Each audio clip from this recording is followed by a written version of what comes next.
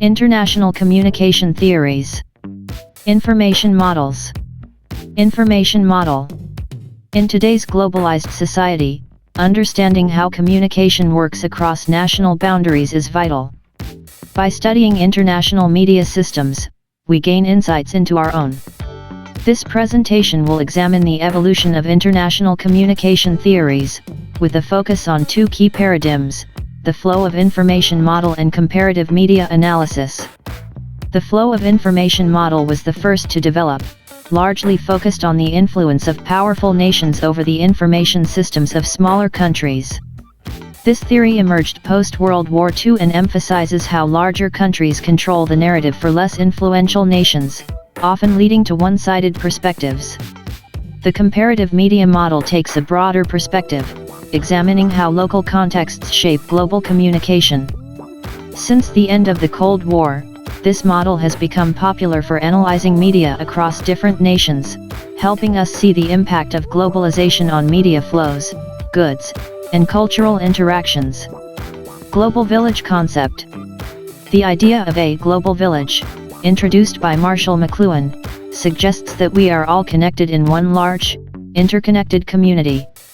With technology, people can experience global events instantly, regardless of physical distance. This shift has revolutionized how we connect and share information worldwide. According to scholar Oliver Boyd-Barrett, international communication theories began with propaganda during World War I. Over time, these evolved into theories of modernization, free-flow information, dependency, and cultural imperialism. Today, theories focus on globalization's role in linking communication, culture, and commerce. In the 19th and early 20th centuries, global communication systems, such as telegraphs, played a key role in maintaining colonial control. These infrastructures allowed countries like Britain and France to manage distant colonies, setting the stage for international news agencies and global media exchanges. Today, transnational corporations, not just countries, shape global communication. Firms like Apple, Samsung, and Sony dominate hardware markets, while US and European companies lead in content. Social media giants like Facebook and TikTok connect people worldwide, influencing social norms and behaviors across cultures. Cold War's Three Worlds Model. During the Cold War, countries were grouped into the First World, developed, capitalist nations, Second World, communist socialist nations, and Third World, developing countries. This model influenced international communication theories, framing how nations interact on a global stage even after the Cold War ended. Modernization theory. Modernization theory advocated for developing countries to adopt Western media models for progress. It suggested that Western-style media would inspire social and political modernization. However, critics argued that it overlooked local cultures, favoring Western ideals over indigenous traditions. Free flow of information theory. The free flow theory suggests that minimal government interference in media creates a marketplace of ideas where free expression thrives. This model supports democracy by advocating for media to hold governments accountable and ensuring citizens are well informed about their leaders and policies. Marxist political economy theories. Marxist theories explore the link between media and political power. According to this view, media serves elite capitalist interests by maintaining structures that keep the upper class in power. These theories critique how capitalist economies use media to shape public opinion in favor of elite interests. Structural imperialism. Structural imperialism theory argues that elites in developed countries build ties with elites in developing countries. These ties favor the developed core nations, ensuring that global narratives align with Western interests, often leaving peripheral countries marginalized in global communication. Cultural imperialism. Herbert Schiller's cultural imperialism theory suggests that multinational corporations from developed countries shape the media landscape in developing countries. By controlling media content, these corporations promote Western values, often undermining local cultures and creating dependency on foreign media and technology.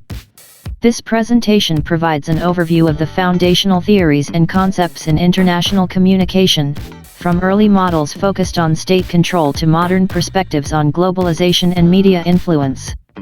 Understanding these theories allows us to better navigate the complex world of global communication. Introduction to Cultural Imperialism. Content: Cultural imperialism, a concept developed by J. Oliver Boyd-Barrett, suggests a form of influence where media from powerful countries dominates other nations' media landscapes. This often occurs without reciprocal influence, leading to an imbalance in media representation. Hollywood's global dominance, for instance, limits exposure to international films within the US, and similar trends influence media content in less developed regions. Boyd-Barrett's definition of cultural imperialism. Boyd-Barrett defines cultural imperialism as the process where the structure, ownership, or content of media in one country comes under significant external pressure from another country's media interests. Often, countries affected by such pressure cannot influence the powerful media source, creating a one-way cultural exchange. This is seen when local media content is overtaken by Western media, reducing the visibility of indigenous content. Impacts on less developed countries. Dependency and cultural/media imperialism theories highlight how core nations, by controlling international media, shape the information landscapes of less developed nations. Johann Galtung argued that such control means smaller countries primarily receive news about richer nations, especially those with historical or structural ties to them, while lacking coverage about neighboring nations. The UNESCO Reaction and McBride Commission. Barrett's definition of cultural imperialism. Boyd-Barrett defines cultural imperialism as the process where the structure, ownership, or content of media in one country comes under significant external pressure from another country's media interests. Often, countries affected by such pressure cannot influence the powerful media source, creating a one-way cultural exchange. This is seen when local media content is overtaken by Western media, reducing the visibility of indigenous content. Impacts on less developed countries. Dependency and cultural/media imperialism theories highlight how core nations, by controlling international media, shape the information landscapes of less developed nations. Johann Galtung argued that such control means smaller countries primarily receive news about richer nations, especially those with historical or structural ties to them, while lacking coverage about neighboring nations. The fall of the Berlin Wall and globalization. The collapse of the Berlin Wall in 1989 and the Soviet Union's dissolution in 1991 led to a shift in world order, reducing Cold War tensions and allowing for greater freedom in media flows.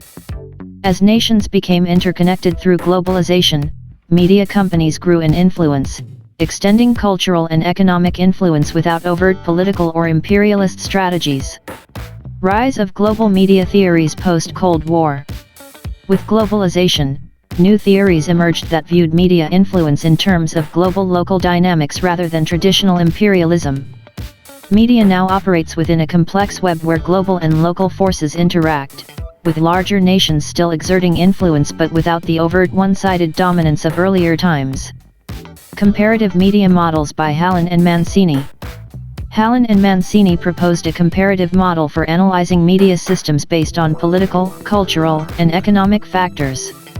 Their framework includes three primary models: liberal, democratic corporatist, and polarized pluralist, each reflecting unique media political relationships observed in North Atlantic, Northern Europe, and Southern Europe, respectively. Hallin and Mancini's three models of media systems. The three media models reflect different types of media influence. Liberal model focuses on free market dominance with low government intervention, US, UK, Canada. Democratic corporatist model balances commercial media with state-affiliated and social group media, with some government role, Northern Europe. Polarized pluralist model, media is closely tied to political interests, with a significant state regulatory role, Southern Europe. Comparative media studies, bolstered by Hallin and Mancini's work, allow for examining how media systems vary across nations and regions. This approach moves beyond imperialist frameworks to consider national differences in regulation, political influence, and market structure, showing that no single model fits all media systems. Conclusion: media globalization has transformed the nature of influence from cultural imperialism to complex interactions between global and local entities. Comparative media models continue to be valuable for understanding these interactions, showing that media systems evolve based on unique cultural and political contexts. This framework highlights that while global media influence persists, it now coexists with diverse local expressions.